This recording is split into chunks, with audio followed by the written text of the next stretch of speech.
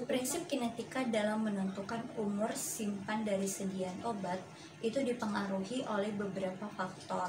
Di antaranya ada suhu, kelembapan, cahaya, dan juga pH. Nah, istilah kinetika ini mengacu pada studi tentang laju degradasi obat.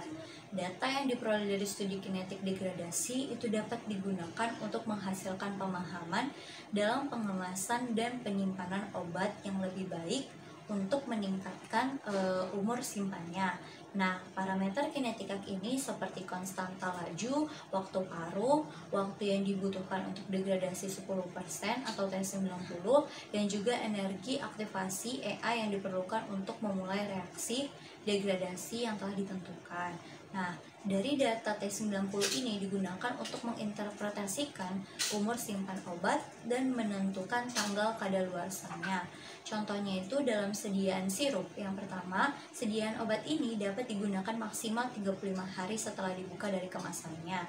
Akan tetapi, harus tetap berada dalam suhu kamar yang terkendali, yaitu 15-30 derajat Celcius. Contohnya pada sirup paracetamol, zat aktif pada obat ini itu dapat mengalami degradasi atau penguraian menjadi p-aminofenol dan asam asetat akibat ketidakstabilannya yang menyebabkan terjadinya peristiwa hidrolisis. Nah, semakin tinggi suhu tempat penyimpanan obat ini, maka laju degradasi dari paracetamol itu akan semakin cepat, sehingga umur kadaluarsanya pun akan semakin cepat juga.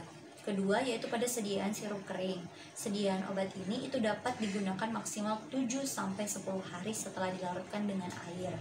Sediaan sirup kering ini itu lebih cepat umur kadaluarsanya dibandingkan sirup biasanya, karena sirup kering ini mengandung bahan aktif yang tidak stabil sehingga akan cenderung terurai jika ditambahkan dengan air.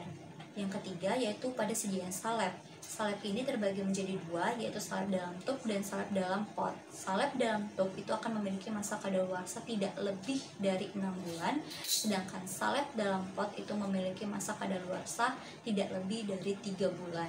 Nah, apabila melewati batas yang telah ditentukan, maka efektivitas dari obat tersebut itu akan menurun, bahkan cenderung bisa menimbulkan tumbuhnya bakteri dan juga mikroorganisme yang nantinya itu dapat memicu terjadinya toksisitas.